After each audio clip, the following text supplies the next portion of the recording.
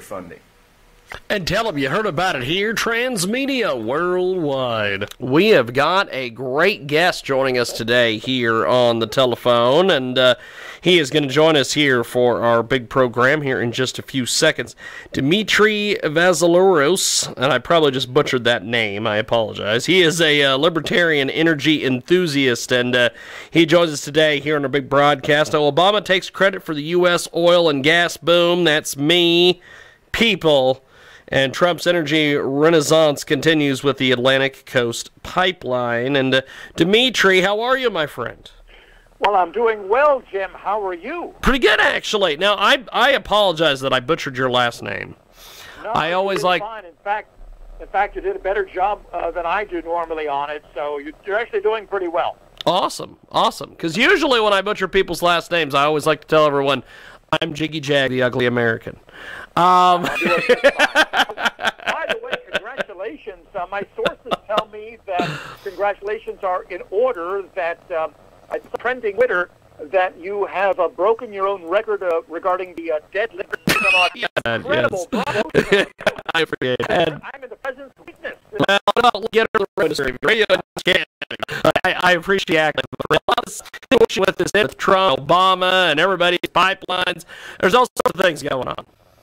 Well, very simple. The latest is the Atlantic Coast Pipeline, which is a pipeline going from the northern part of West Virginia through Virginia into North Carolina, 600 miles, tapping into Mother Nature's American bounty, and it's going to provide an awful lot of jobs and warmth in the winter and cooling in the summer, a lot of natural energy for Americans and helping to make America energy independent. And now you've got former President Barack Obama taking credit for the incredible economic boom that we have, the low gas prices that we have. And it's really strange, Jim, because the liberal Democrats, the far-left Democrats, are saying that, well, no, there's no economic recovery really going on, and these $1,000 for families, well, those are just crumbs. Now you've got former President Obama taking credit for what's going on. So for my liberal, ultra-liberal friends on the far, far left, I have just one question. Which lie do you want us to believe? That is awesome. That is fantastic. We have got a great guest with us today. He joins us live here on the telephone. And Dimitri is the lovable libertarian. He's a former columnist for the Pittsburgh Tribune-Review and currently hosts Dimitri Live and Dangerously, local on 106.3 The River, WCDK. And so what are some of your callers and folks that listen to the radio program? Well, what are they saying about all this? Well, they pretty much are in agreement with me, which of course means they're very bright people. Yes. We're based in the greater Pittsburgh tri-state area, southwestern Pennsylvania, northern West Virginia, the northern panhandle, although we cover much of the state with our signal, and also eastern Ohio, which is the heart of Trump country.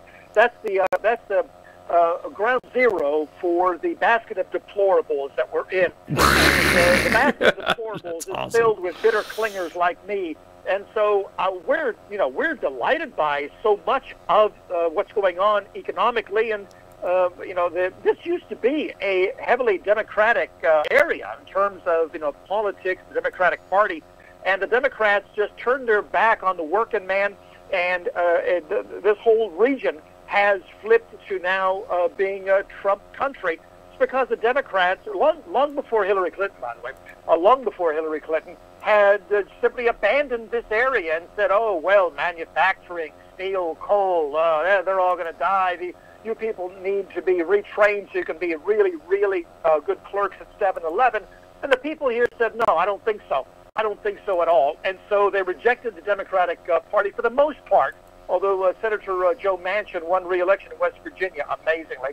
But overall, it is now Trump country.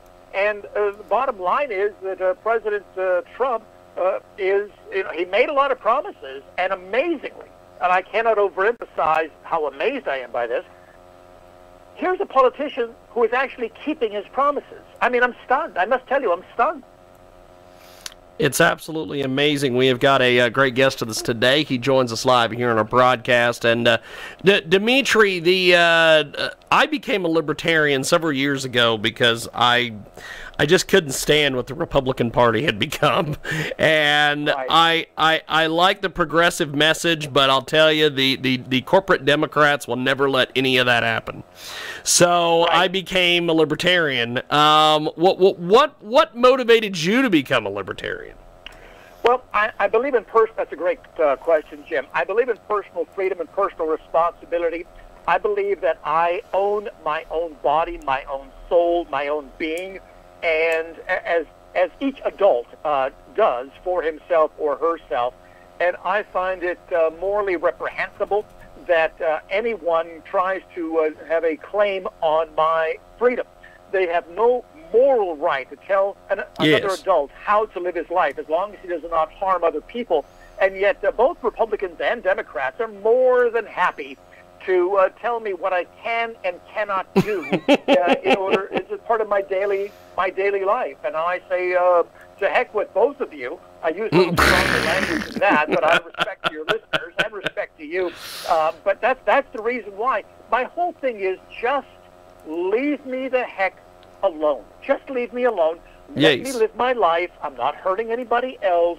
Let me make choices that, if they're good choices, I will benefit from them. If they're bad choices, I will be punished by my choices. But just leave me alone. I don't want any special legislation. I don't want any lobbyists. Just leave me alone. And both political parties, the two major political parties, simply can't do that. They just cannot stay out of my life, and that just infuriates me.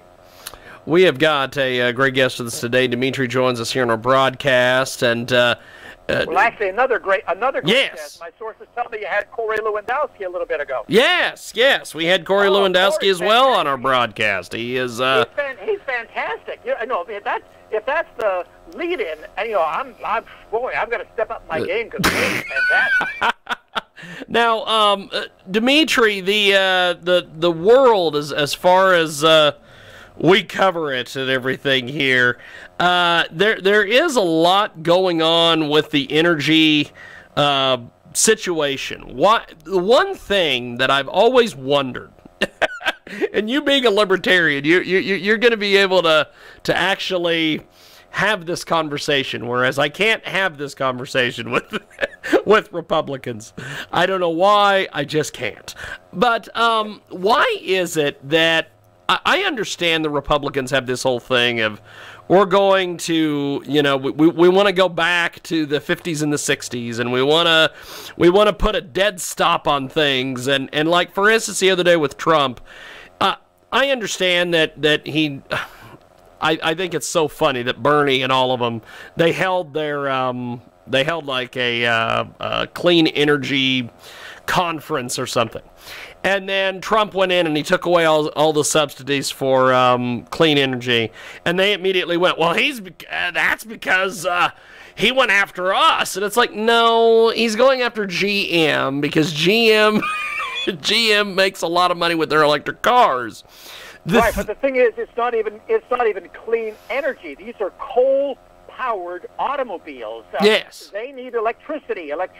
Many electric power plants across the country still are fueled by coal. These electric cars are coal-powered, and plus they're pretty much useless. I've been looking a lot at electric cars, the Tesla, and now the new Jaguar, and some of these others. Yes. And it's the same problem. Yes, they're very sexy. The torque is unbelievable, 0 to 60 in a nanosecond. The problem is that the range is not very good. You're lucky to get 250 miles on one charge. If you go to a recharge station like with Teslas, those superchargers, you have to wait almost half an hour, assuming nobody's in front of you, and then you only get 80% of the battery life. It makes no sense, but that's not clean energy. Yes. Those are coal-powered cars. People need to understand this. And I don't believe that it's right for you and for me to be subsidizing these super rich, yuppie millennial, Silicon Valley people for their clean cars that aren't clean. They just aren't clean. The thing that I've been trying to figure out, and I just don't, like I said, I can't have this conversation with Republicans for whatever reason, and I know I can have this conversation with you, and especially after what you just said there. Why is it that the oil industry and all these folks don't get behind some of this stuff and make a little bit of extra cash? Because, yeah, oil thing's not going away anytime soon. But there's a little bit of money in the wind and the solar stuff. And I'm like, if I was the oil industry, I would be trying to invest in that crap and not leave any damn money on the table. No, actually, I respectfully disagree. Okay, yes. And I say respectfully because I saw you... Explain this to me. Wait. The problem is that solar and wind are not productive. The only reason they're even in existence is because of massive tax subsidies, but left to their own devices, like the free market, they just aren't efficient at all, not even close to being efficient. Those, if wind was efficient, Holland would be all powered by wind turbines, because they have windmills. They had windmills there, hundreds of years ago. It doesn't work, and now with these wind turbines, they're simply bird blenders that scar all of our beautiful country because there's just these huge spinning things, and you can't count on it for regular, steady source of power. They kill so many birds, including endangered species. Solar power, the same thing. You cannot get enough solar power. It simply doesn't produce enough oomph. If it did, I would be the first one to shut off my geothermal furnace at the house, put up solar panels on my roof, and tell the electric company to go take a walk. I'd be the first one. Yes. It doesn't make economic sense. And after a while, when the subsidies run out, as Tesla is discovering, now you're looking at real losses. And so I don't blame companies for not getting into that field because it does not make economic sense. We've got a great guest with us today. He joins us live. Dimitri, live and dangerously local on 106.3 The River WCDK. And he joins us today here on our big program. Now, I guess before we let you go, where exactly can we hear the broadcast? How can we get in touch with you? Social media, websites, everything, my friend. Well, sure. Twitter, it's Dimitri2020 LLC. Dimitri spelled with 3 I's, Dimitri 2020 LLC. That's Twitter. Facebook, it's Dimitri again with 3 I's, Dimitri. The last name is Vassilaros, spelled V like victory, A-double-S as in Sam, I-L-A-R-O-S. And if you go there, you will see that all of my shows are also streamed Facebook Live. So you can not only hear the show and enjoy it that way, but visually you can enjoy it as well. So it's all there for you. It's very raw. It's very high energy, very fast paced, very stream of consciousness. And for better or worse, that's just what I do and have fun doing. Awesome. Well, I appreciate it, my friend. I definitely want to have you back. I know that we're supposed to have our co-host Don Mazzella join us today, but he had an emergency board meeting that he had to get to, and that's all I got in the email. Whoa, wait a minute. Slow down. What was such an emergency that it wasn't here for me? I don't know. He sent me this message this morning. He goes, I have an emergency board meeting. I can't be there today. I'm like, okay, well. That's not quite good enough. I think we need to have a long talk with this guy and just say to him, do you realize that you just blew off Dawn from the emergency board meeting? I want you to make a note of this, baby. And when we have him back on the show, I want you to bring this up. That'll be the first topic. First thing I want you to bring up, yes. That's awesome. Whatever. Yes, well, Dimitri, have yourself a wonderful afternoon, my friend. It was a pleasure and an honor, and I will talk to you soon. Thank you, man. Hey, I'm glad I got Jiggy with it. Thank you so much, Jim. Have a great day. Definitely. You too. Thank you, man. There he goes, Dimitri, and we are going to take a break. When we come back,